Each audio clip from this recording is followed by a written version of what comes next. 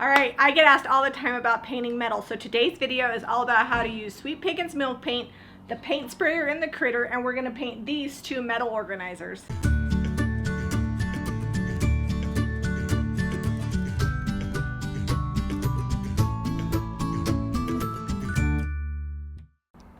Alright, so we're using our Immersion Blender that we got on Amazon. I'll have Zeb poke that link below for you if you don't have one. It's a great way to mix up milk paint. Alright, so I've got this old canning jar, and inside of it I've got 50/50 Sweetie Jane to pantry door milk paint, and then I've got 1 part milk paint to 1 part water. You can get this milk paint along with the extra bond that we're going to be adding at jamirayvintage.com.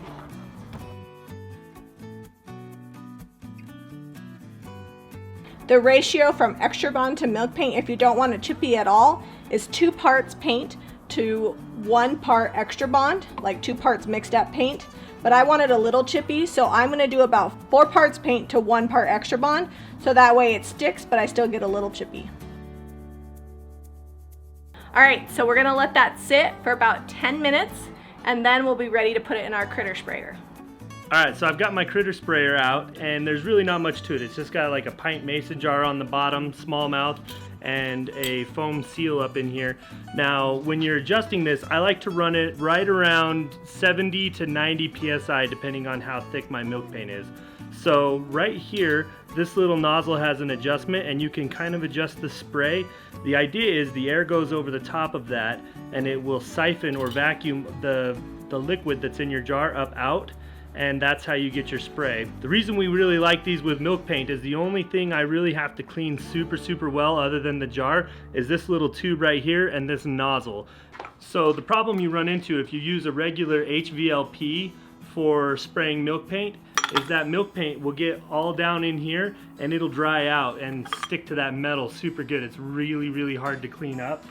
So we use the critter sprayer. It's literally 1 tube in a jar, you clean that up and you're done. Just transferring the milk paint that Jamie mixed up right over into this jar here.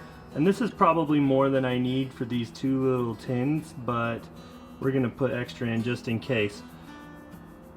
This has been sitting for about 10 minutes so that the pigments can really saturate into the water and it gets mixed up real well. You kind of want to let it sit and so it's not foamy too. And this part here, this is right down there. Okay, I'm gonna put my mask on and we're ready to spray. So make sure you got a respirator. Anytime you atomize or add air or anything aerosol, you wanna have that respirator on. Keep that out of your lungs. So one thing to keep in mind, this is just that same mixture, the 1 part water to 1 part powder milk paint mixture with just a little bit of the extra bond added in so that we can get that good chippy look. I haven't added any extra water. If you feel like your milk paint just isn't spraying out of your critter sprayer, you can add a little bit more water. For this whole pint, I would probably only add a teaspoon or 2 of water to the mix. That way you can thin it out a little bit. And then if that's still not working, play around with your air pressure. You might need a little more air pressure, a little less, and adjust this. Just hold that down and adjust this up and down until you get that siphon just perfect and it's pulling the liquid out of the jar.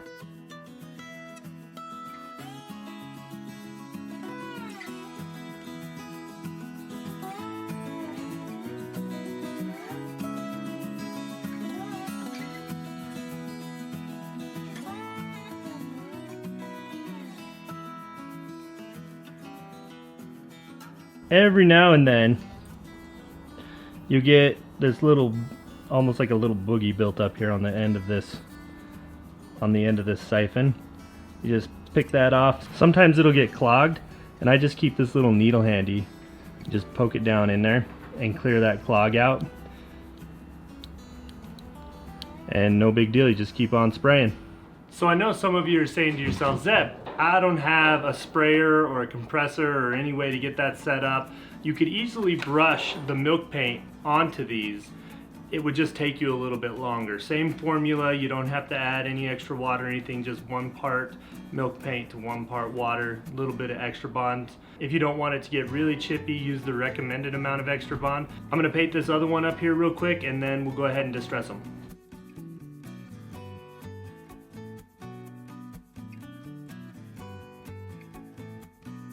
Alright, so I wanted to show you this. When we tell you that milk paint can randomly do its own thing, there is no difference between how I sprayed this milk paint on or the formula or mixture I used to how I sprayed this one on.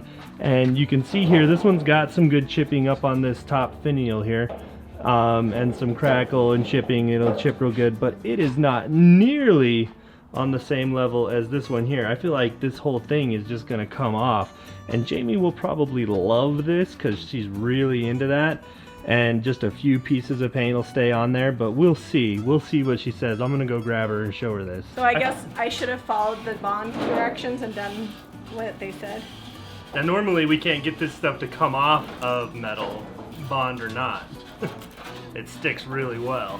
So whatever is on here is resisting. So what we're gonna do is we're gonna take the air hose, we're gonna hose it all off, we're gonna double up the bond, and we're gonna spray it again.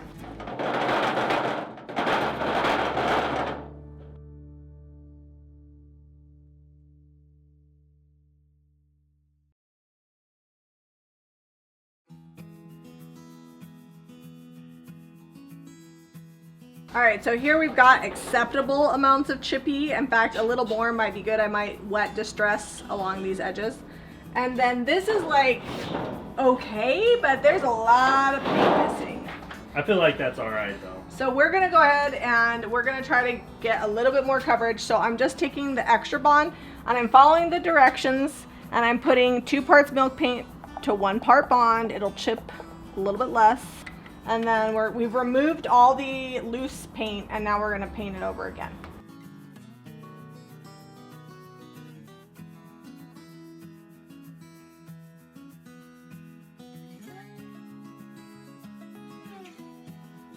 Alright, so typically once you've got a layer of paint on with extra bond on it, you don't want to add more paint with extra bond, but so much came off that it was really kind of just spraying it back on the metal. We've got pretty good adhesion here. It's still chipping pretty good in a few spots, but that's what we want. We want that right there. We just kind of flake it off where it comes off. And Jami and I, we do break a lot of the rules sometimes on paint, because a lot of these products have kind of specific parameters. So if you do kind of like what we're doing, just know that breaking the rules has its own set of risks and may not always work out. Boy, I'm gonna have to wet distress this. It's not chipping at all now. That's the way it goes, you know.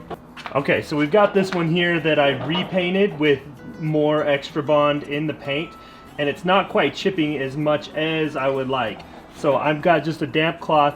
I'm just going to kind of wipe along the edges here where I want it to chip off, and hopefully that'll reactivate it some, and I'll get some more chipping. Hopefully it doesn't reactivate it too much. You know, there's always that risk. It seems to be working pretty good. This was supposed to be a quick, easy video, and it's turned out to be a grand experiment, but these will turn up looking cool by the time we're done. Alright, so I've switched over to my HVLP. I've got Sweet Pickins top coat loaded up in here, and I'm just going to spray these. Now, typically when you've got Sweet Pickins milk paint that's chippy like this, you don't necessarily want to spray it with the top coat because it can reactivate it. But at this point, I'm just going to go for it. It's going to take a lot less time, and if it chips more, it is what it is. It'll be alright.